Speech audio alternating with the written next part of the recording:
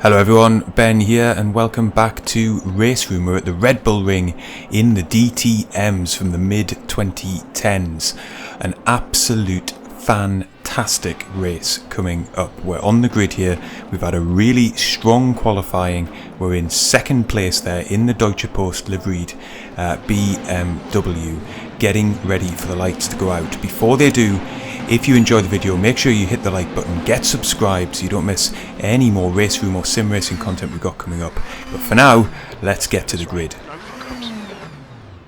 5 red lights then, about to go on, and we are underway. Very tricky off the start in these cars. You've got to control your wheel spin. We just about managed to do it. We're able to then take to the racing line, consolidate second place, and into T1 we go. Avoid running into the back of Rosen just up ahead and managed to tuck underneath his rear wing. He had a little bit of a challenging exit to that corner, so we are going to be right underneath his rear wing as we come into the hairpin at the top of the hill. For the first time we come to the racing line. He's gone defensive. We're side by side going into the corner. We're going to try and hang it around the outside, and it looks as if he's gone. He has. In our rear view mirror we could see him sideways, and that puts us up into the lead on lap 1 here at the Red Bull Ring. Phenomenal.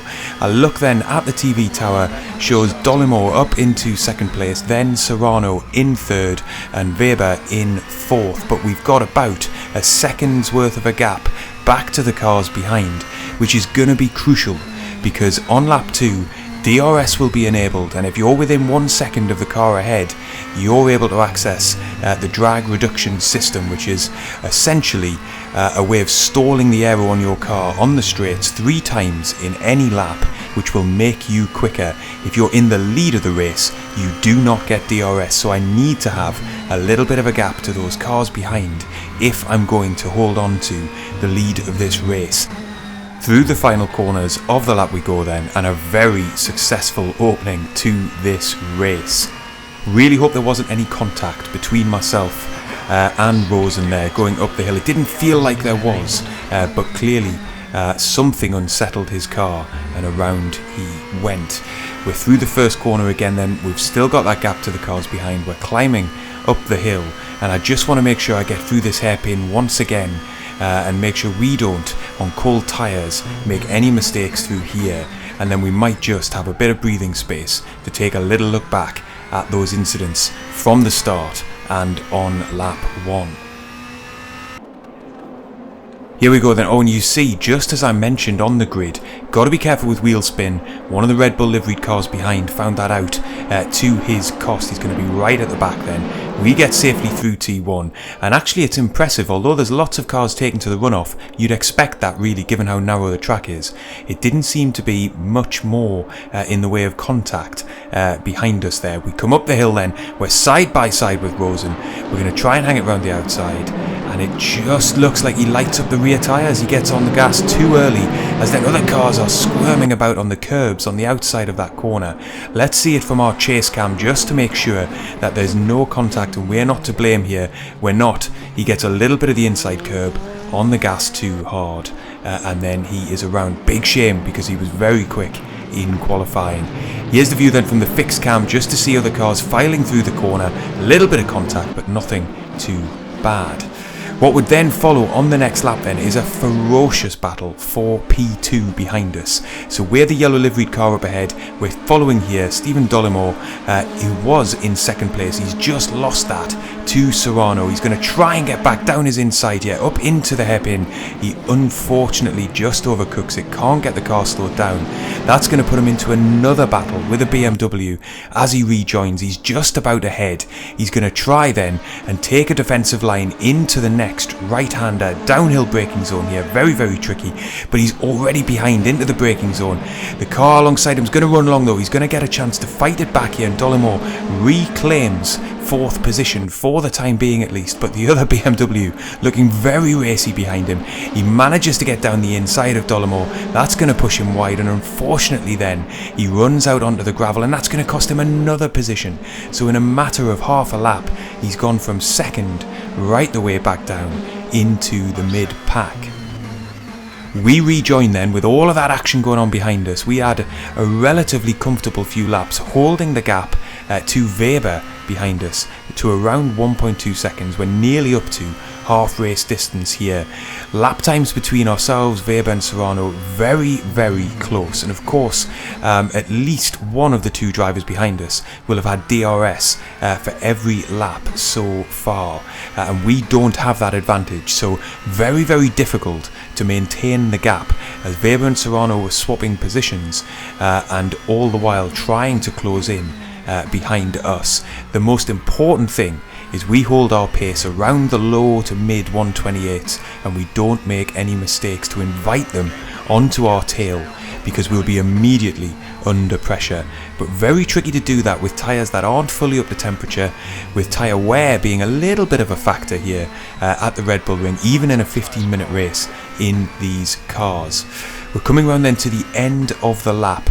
Weber less than a second behind us now then, so they have taken time out of us through the middle sector. We get a little bit too hot into the penultimate corner of the lap. That's going to put us up on the curbs, slowing us down further. A poor entry into the final corner, and all of a sudden that cushion that we had has disappeared. Weber less than half a second behind now, and he will have the DRS on the next lap.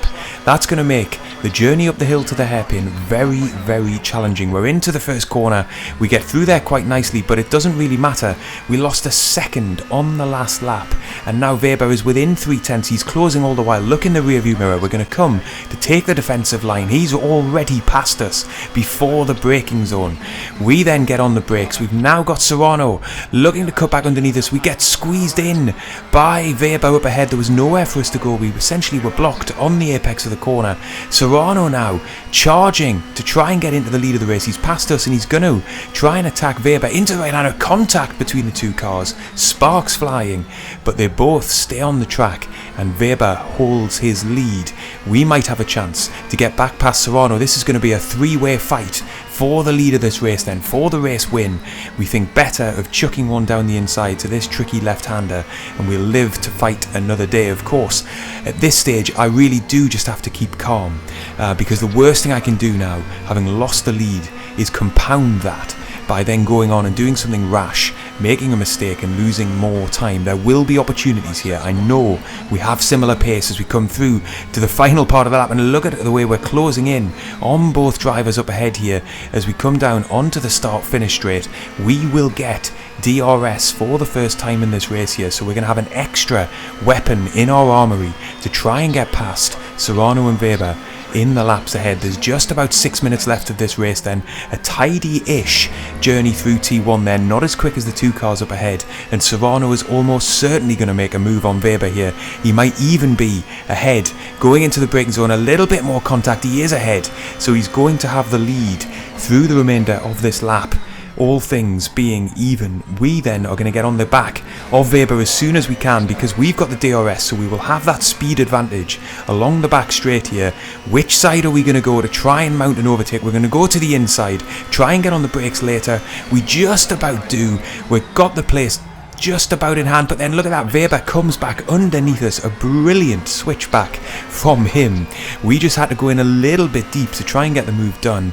Weber saw it coming, on the brakes nice and early, and then back underneath us, and so we're back into third place, having been up into second for only a matter of seconds. So this is altogether very dramatic in the cockpit at this point. I know a race win is possible, but equally a slight mistake will see us tumble down the order. Up ahead, Weber has managed to get past Serrano, incredible, without the DRS. Serrano making a mistake, so it's now Weber back in the lead with Serrano in second, ourselves in third, and just about 4 laps of this race left. Serrano's looking racy again though. He's going to try and get down the inside of Weber. Unbelievable racing here at the Red Bull Ring. We pay the price of that though, because in the end Weber had to get on the brakes. That slows us down, but we are underneath his rear wing. We're going to have a chance to attack up into the hairpin. We're a long slide with the DRS open. We're going to have more than enough speed than we need on the brakes at the 100 board. Try and close in on the back of Serrano, who's lit up his tyres and gone round. He's out of the lead of the race. We're back up into first position. This is incredible stuff as we now lead again at the Red Bull Ring with a half-second gap back to Weber. Serrano, looking at the TV tower, appears to have rejoined just in third place from Marquez in fourth. Dolomore recovering to fifth. Wow.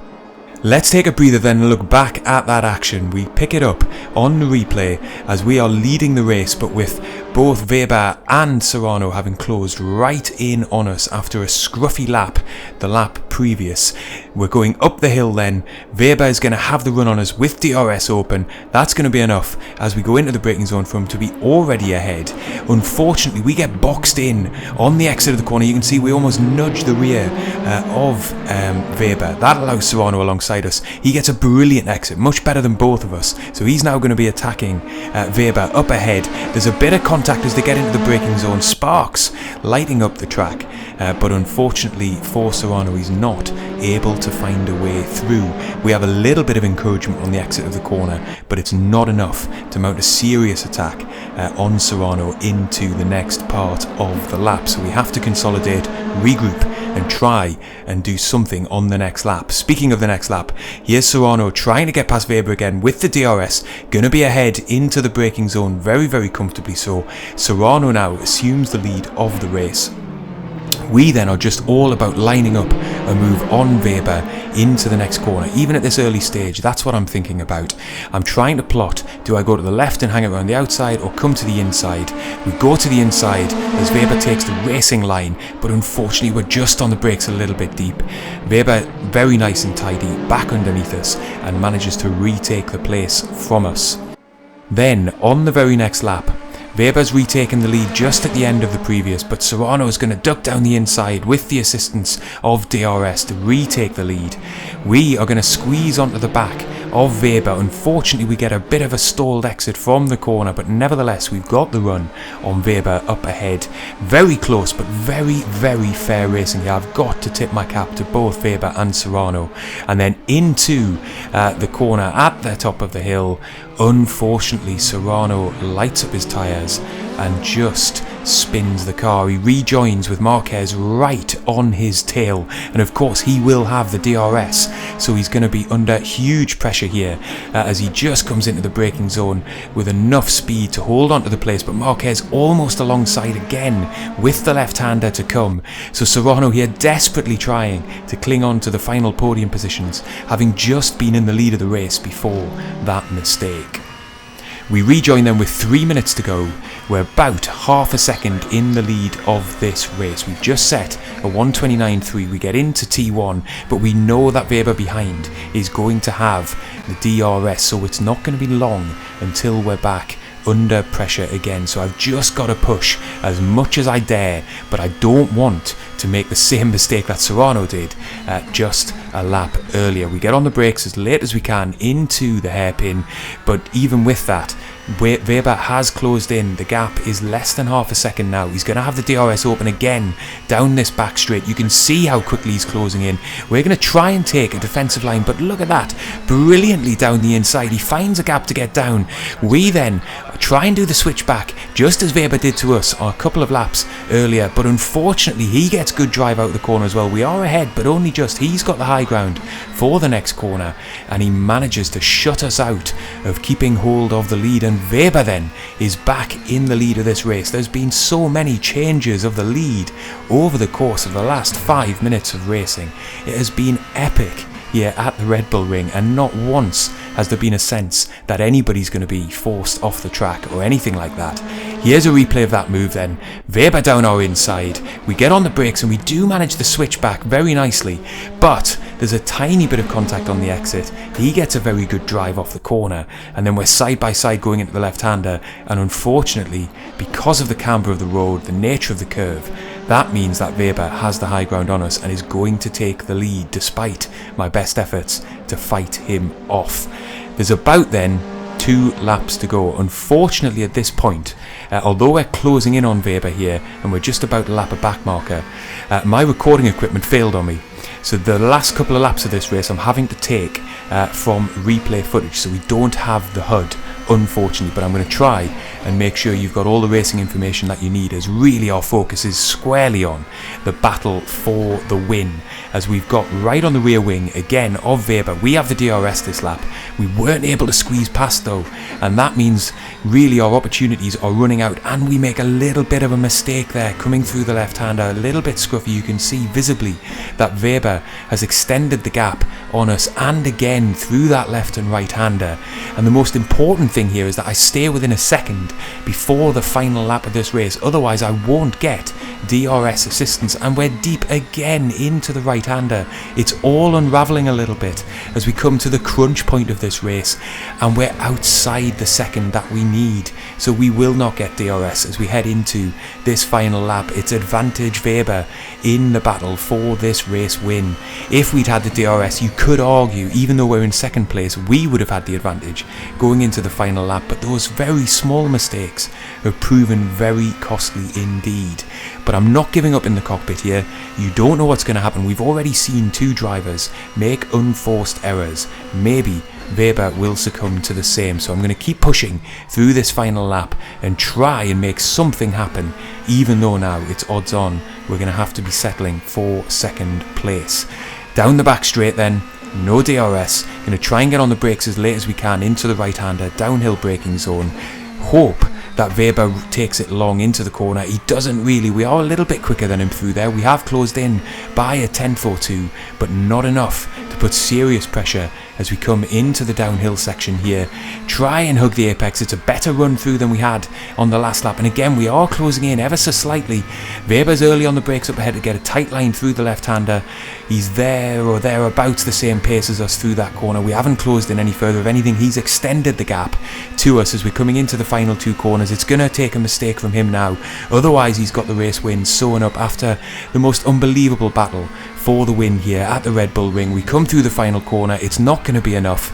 We started second on the grid. We're going to come home second, but that does not tell the story of this race, not by a long shot. Brilliant racing with Weber, with Serrano. A big thank you to both of them for providing us with such a good race. I really enjoyed that one. Serrano, for his race, he managed to just about hold off Marquez in fourth place. We join him here on the last lap. Look at how hard he's having to defend because he's under the pressure of the guy with the DRS coming into the final lap. He just about holds him off, but he gets very messy on the curbs. That's going to give Marquez a chance onto the start finish straight. He's got the DRS open, so he will have an overspeed on him, but just not enough straight to make the move, and he has to settle for fourth place with Serrano taking the final podium position. Here's then the final classifications of what was a brilliant race, an instant classic for us here. If you've enjoyed it, do hit the like button, get subscribed to the channel for more RaceRoom action, for more sim racing guides, iRacing action to come as well, and I will see you next time.